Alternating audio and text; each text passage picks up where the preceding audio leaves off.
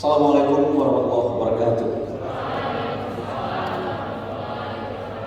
Tuh. Pergi ke pasar membeli tomat. Sampai di pasar ketemu Pak Camat. Cakep. Kalaulah memang kita umat Nabi Muhammad, jawablah salam dengan semangat. Sekali lagi ya. Assalamualaikum warahmatullahi wabarakatuh. Terima kasih. Alhamdulillahirrahmanirrahim. Segala puji bagi Allah. Salawat dan salam pada Rasulullah Sallallahu Alaihi Wasallam. Yang kami hormati Pak Dr. Ilham, Pak Dr. Rasulullah, Pak Arabi dan Pak Fakrullah sebagai materi, ada Afdal Ketua BEM dan Dafar sebagai MC ya, moderator. Saya merasa senang sekali bisa hadir bersama adik-adik di sini. Ini mungkin untuk acara di MIPA sudah yang kedua ya, Pak Ilham ya.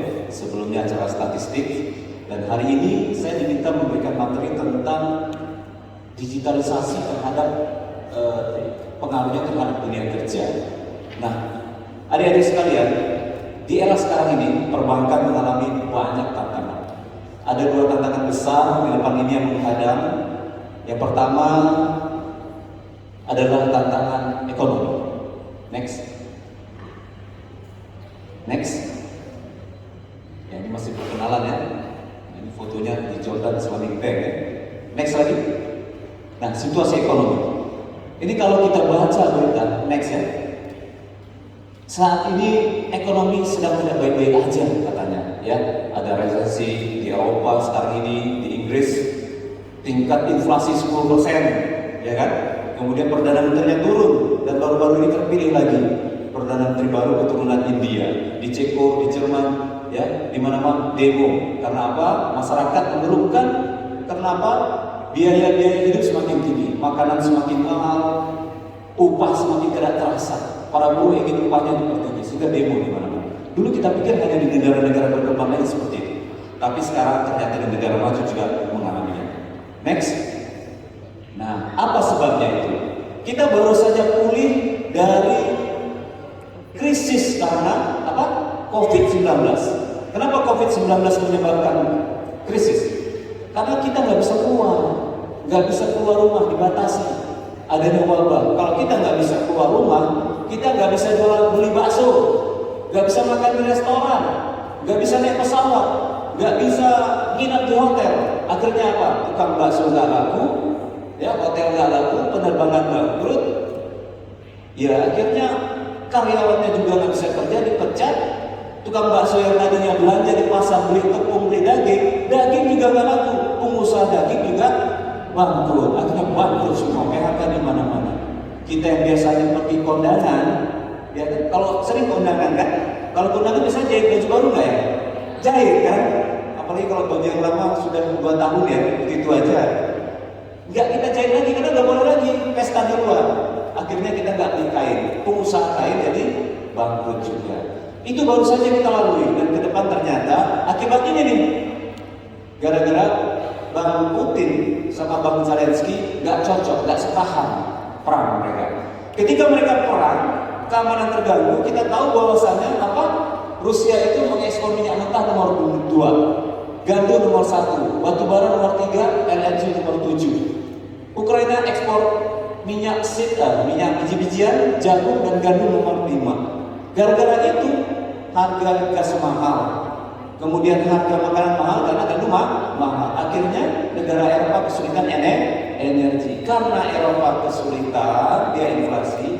Kita yang biasanya ekspor barang ke sana, beli barang dari sana juga terkena imbasnya. Nah, kita berdoa aja nih supaya ke depan keamanan dunia bisa lebih baik, supaya ekspor dan impor kita bagus dan ya inflasi nggak terlalu tinggi.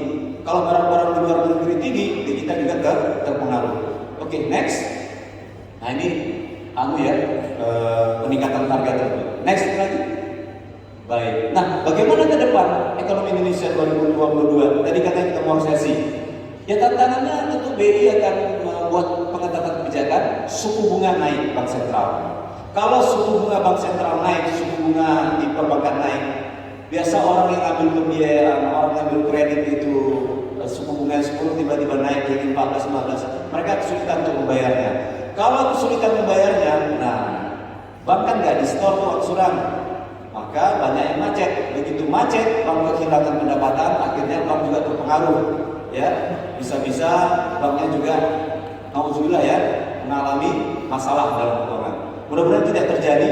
Mudah-mudahan pembiayaan masyarakat tetap mau beraktivitas ekonomi sehingga peredaran uang dan juga pembiayaan yang diberikan ke masyarakat tetap tersalurkan. Next. Nah, ya ke depan semakin sulit kita mengambil pembiayaan, belanja konsumen lebih sedikit. Belanja konsumen ini maksudnya kita nggak belanja, nahan diri, ya, nahan diri. Karena saya juga melihat, ya, kalau terjadi resesi ke depan, kita harus persiapkan diri dari sekarang. Banyak menyarankan kita harus punya tabungan, kita harus mulai berhemat, nggak usah beli HP baru dulu, karena ke depan lebih sulit, katanya begitu. Bisa jadi ya, bisa jadi kita pertimbangan kita lah gitu. Ya, iPhone sekarang terbaru berapa nih? 18? Oh 15 masih ya, saya pikir udah 18 gitu ya. Bedanya apa dia? Apa nggak sama aja ya iPhone itu 1 sampai 18? Beda ya. Nah, itu nggak usah dibeli dulu yang terakhir ya, pakai aja dulu yang lama ya. Uangnya kita simpan karena tahu ke depan ekonomi sulit gitu ya. Next. Nah, ini kan tapi seperti tadi saya bilang sama Pak Ilham, tapi kayaknya kita baik-baik aja Pak Indonesia ini menghadapi resesi. Kenapa? Di Eropa memang listrik mahal. Kenapa? Mereka dari apa? Dari gasnya Rusia. Kalau kita dari mana nih? 50% listrik kita dari batu bara. Sementara kita produksi batu bara Indonesia itu surplus, antara yang diproduksi dengan yang dipakai itu masih ada lebih, sehingga bisa ekspor ke Korea ya, ke Singapura dan sebagainya. Kemudian tapi kita masih impor minyak. Kalau seandainya minyak bumi itu naik, harga minyak bumi dunia, jadi nggak bisa nih tahun depan Pertalite bakal naik lagi. Pusing ya kalau Pertalite naik ya. Sekarang aja orang tua kita gara-gara Pertalite naik, biasanya naik roda 4 terpaksa naik roda 2 dulu, ya, karena biasanya ngisi 100.000 dapat di atas sekian liter, ini cuma 6 liter gitu ya. Apalagi pertama ya. Oke. Tetapi yang lain bagaimana? Tentunya karena kita ini negara agraris, insya Allah kalau krisis kita nggak kelaparan ya, gitu ya. Karena kita surplus beras. Ini kan orang tua kita ini, negara kita ini agraris, banyak yang berkebun, menanam dan lain sebagainya. Jadi dan impor bahan baku apa ya? Yang impor kita gandum ya. Itu ternyata kita bukan dari Rusia dan Korea. Kita dari mana impornya? Australia, Brazil, dan Argentina. Tahu kenapa gandum ini penting? Karena gandum itu bahan baku Indomie. Ya, kalau gandum ini nggak ada di pasaran, kita nggak bisa makan Indomie lagi deh. Betapa menderitanya kita ya, terutama anak kos ya. Kalau Indomie mahal gitu ya. Saya kan mantan mahasiswa, tahu lah gimana pentingnya Indomie dalam kehidupan kita suatu kuliah. Nah, tapi mudah-mudahan tidak, karena gandum kita juga masih aman katanya. Cuma kalau finansial, mudah-mudahan ya dunia usaha, alhamdulillah kita ini UKM-nya lebih banyak ya. Jadi kalau UKM usaha kecil itu biasanya mereka lebih tahan terhadap krisis. Next. Nah ini tadi yang saya sampaikan, tantangan perbankan ke depan, dinamika ekonomi dan politik. Nah yang kedua tentunya perubahan selera konsumen dan teknologi. Yang mau kita bahas sekarang ini sesuai itu adalah teknologi. Bagaimana itu teknologinya? Next. Ya, digitalisasi. Next. Nah, ini nih, kalau baca-baca berita lagi, ini yang keluar nih. Era baru kebangkitan finansial, digitalisasi sebuah keniscayaan. Yang sananya ribuan kantor cabang bank ditutup, pegawainya kena PHK. PHK itu apa deh? Bukan PHP ya, PHK. Kalau PHP itu ya perasaan ya, pemutusan hubungan kerja. Bank milik negara agresif kurangi kantor cabang. Kalau kurangi kantor cabang, kurangi karyawan ya kan? Benar kan? Nggak ada lagi yang kerja kan gitu, karena kantornya nggak ada. Kemudian perbankan mulai kurangi kantor, maksimalkan layanan digital. Next. Wah, digitalisasi ancam profesi teller. Ini tadi saya ngomong juga sama Pak Ilham. Pak, saya udah nggak ingat lagi kapan saya terakhir ketemu teller, kapan saya ngambil duit di teller. Nggak pernah lagi. Kenapa? Sekarang ngambilnya di ATM. Sekarang bayar pun uang tunai pun di kantong ini udah jarang. Kenapa? Bayar pakai kiris, barcode. Malah tadi beliau cerita, beliau pernah jalan ke Cina Pak ya, ke Wuhan tempatnya COVID dulu Pak ya. Tapi Bapak sebelum COVID ya, jadi aman ya. Beliau belanja kue teratai kalau nggak salah. Bapak dibilang hanya Jadi yang jualan juga nenek-nenek itu, nenek-nenek ya, tangannya juga karena mungkin bekerja, itu jual kue ternyata. Beliau beli, mau dibayar pakai uang tunai Cina, nggak mau neneknya, pakai ini aja katanya. Apa yang dikasih nama? Kode barcode, scan aja Pak katanya. Bingung beliau. Terpaksa minta bantuan teman yang punya kiris atau bukan kiris, barcode tadi Pak ya, akhirnya bisa bayar. Bayangkan tuh, jualan kue di pinggir jalan atau jualan barang di pinggir jalan harus scan barcode. Wow, keren ya. Malah saya lihat sekarang ada videonya mereka bayar-bayar belanja itu pakai scan apa? Scan wajah gitu. Pakai retina. Ya. Kalau misalkan wajah saya ditukar gimana Pak? Ya. Mungkin pulang Korea kan gitu kan. Baik. Selanjutnya next. Terus lagi. Nah ini kalau kita dari perbankan melihat next. Oke. Bank sekarang itu nggak kayak dulu nih. Kalau dulu kami lomba-lomba buat cabang di mana-mana. Di kampung harus ada, di tiap kecamatan harus ada Bank Aceh. Di kampung harus ada bank. Sehingga orang harus mudah narik duit ke bank. Dulu begitu, berlomba-lomba. Sekarang nggak lagi. Sekarang menahan diri itu buka cabang. Malah banyak bank itu yang untuk cabang. Sekarang ini dari sejak tahun lalu udah 2.500 bank tutup cabangnya. Diganti dengan apa? Diganti dengan pelayanan digital. Orang pakai HP aja. Apalagi sejak COVID ini betul-betul mempengaruhi, merubah gaya hidup masyarakat. Jadi orang nggak lagi harus ke bank, tarik uang, store uang, enggak. Kirim duit dulu orang tua kita kalau kirim dari kampung ini kita, ya harus ke bank kirim duit kepada anak saya Aisyah, ya kan, 200.000 keterangan uang makan. Ya gitu. Sekarang nggak lagi. Tinggal WA ayah, uang makan habis, kirim nomor, langsung masuk. Nah sekarang bank bagaimana? Sekarang bank berusaha untuk memberi pelayanan lebih melalui digitalnya aja, memberikan nilai ya. Kalau ada digitalisasi ditambah di situ misalkan ada layanan bagaimana petunjuk jam sholat, ya kapan sholat. Kemudian ada tausiah ya nanti masuk SMS, hadis-hadis tentang kebaikan begitu. Tapi bertemu dengan orang banknya udah makin jarang, petugasnya semakin berkurang. Oke, next. Terus ya oke. Nah, digital itu menyebabkan apa? Digital menyebabkan semuanya serba cepat, real time. Ya, dulu kita kalau kirim duit itu kan, apalagi kalau nggak melalui bank ya, melalui L300. Hari ini kirim, besok masuk, baru diterima kan? Pakai L300, overnight ya. Tapi kalau sekarang ngirim duit melalui mobile HP, hari detik ini dikirim, insya Allah masuk terus ke rekeningnya, nggak nyangkut di mana-mana. Kenapa? Real time ya. Kemudian merubah kebiasaan masyarakat. Dulu kita suka belanja ke Matahari kan, datang Matahari. Kemudian ya ke toko-toko lah. Sekarang tiba-tiba depan rumah itu masuk aja pakai Shopee, Pak. Rupanya punya anak saya gitu kan. Kapan belanjanya? Rupanya tokonya di HP, nggak keluar rumah. Tiba-tiba tengok, bang baksonya, saya pikir orang jualan bakso. Rupanya pesanan bakso sudah sampai. Bukan tukang bakso nggak ada lagi sekarang. Jalan-jalan tuh nggak ada lagi tukang bakso. Yang masih ada yang jualan di toko. Sekarang nggak di toko lagi, jualan cukup di rumah. Orang nggak perlu lagi tempat yang mewah-mewah. Yang penting dia jualan, bisa kirim biar barang rumah kita jadi ya. Itulah digitalisasi.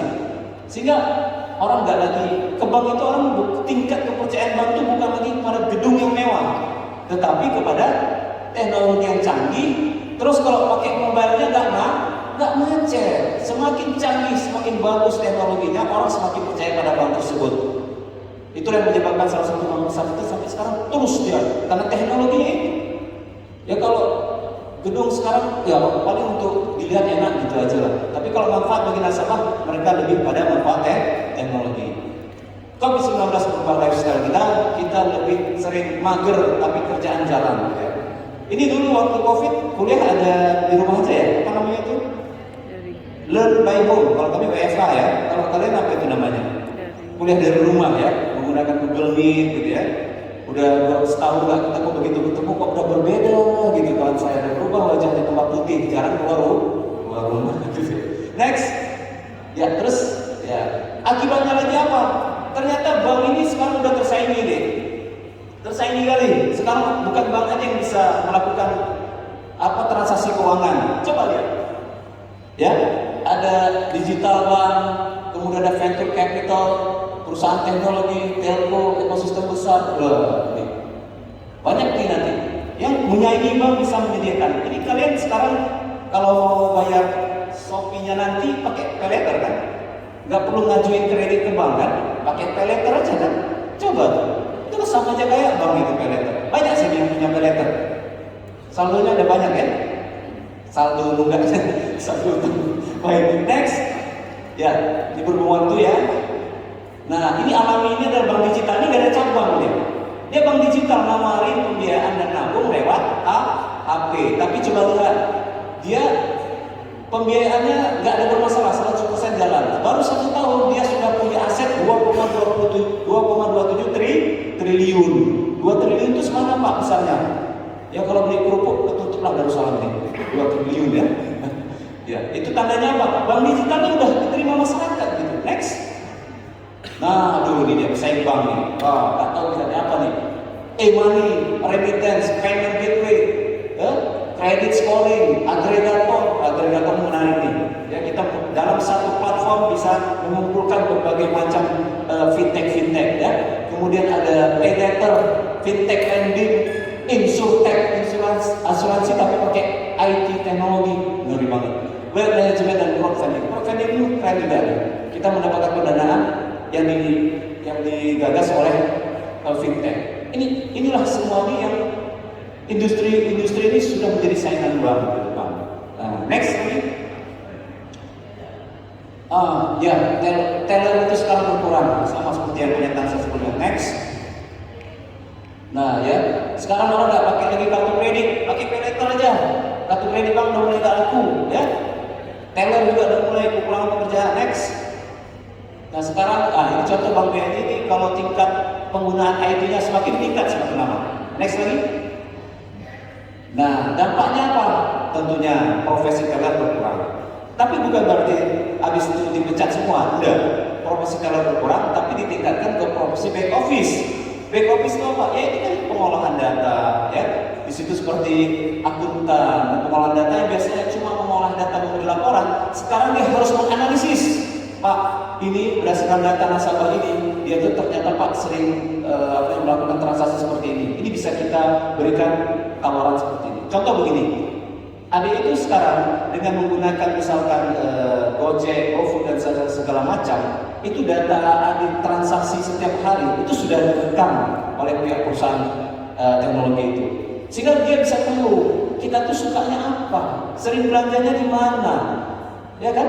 Sukanya misalkan pakaian bisa beli berapa kali dalam setahun, kemana aja. Itu data-data itu sudah ada. Jadi ketika kita mengajukan suatu transaksi keuangan, mereka sudah tahu, oh dia anak ini mampu gitu. Jadi jangan salah, setiap transaksi kita dalam teknologi digital itu terekam semua datanya, ya. Kemudian berkurang kantor cabang, kemudian adanya fintech yang sekarang sudah mulai berperan jadi bank, dan bank juga mau nggak mau terpaksa membuka cabang di digital. Cabang digital itu bagaimana? Yang ada cuma mesin komputer, mau buka rekening nggak ada lagi karyawan, cuma mesin komputer, mau store pakai ATM store, mau tarik pakai ATM tarik, nggak ada lagi orang. Satu cabang cuma 2 orang di belakang, nggak nampak. Itu orang kalau ada macet-macet dia betulin. Jadi sekarang orang sudah diganti teknologi, ya. Itu ada namanya cabang digital. Kalau di sini belum ada ya, tapi kalau ke Medan itu di mall sudah ada cabang digital bank besar, ya. Orangnya nggak nampak ya, layar semua tuh dinding-dindingnya. Di situlah kita. Kalau mau store, mau buka rekening bisa langsung ke situ. Kemudian, nah positifnya kebutuhan IT meningkat. Ini yang statistik. Anak MIPA khususnya apalagi yang jurusannya IT peluang besar disampaikan Pak Parabi tadi. Ke depan IT ini sangat dibutuhkan. Perbankan juga sangat dibutuhkan karena perbankan juga mau tidak mau harus menyesuaikan diri. Mau tidak mau juga harus ekspansi di bidang digital dan membutuhkan orang-orang pintar di digital. Oke, next. Next. Nah, kita juga perbankan syariah akan mengkolaborasikan agar kita bertahan. Tentunya kita harus menciptakan ekosistem agar bank ini tetap bertahan. Kita akan Kalau bank syariah itu mengenai finansial, sosial, dan spiritual, kita gabungkan dengan digital sehingga nasabah kita bisa terus ya bersama kita dan semakin merasa nyaman dengan perbankannya. Next. Nah ini yang digitalisasi Bank Aceh Syariah ya kita ke depan ada pembayaran Alfamart, kemudian ada open account tanpa hadir ini digital, bukan rekening hanya cukup di HP, kemudian tanpa penarikan tanpa kartu. Sementara yang lain sudah kita adakan. Kita bisa kiris dan lain sebagainya.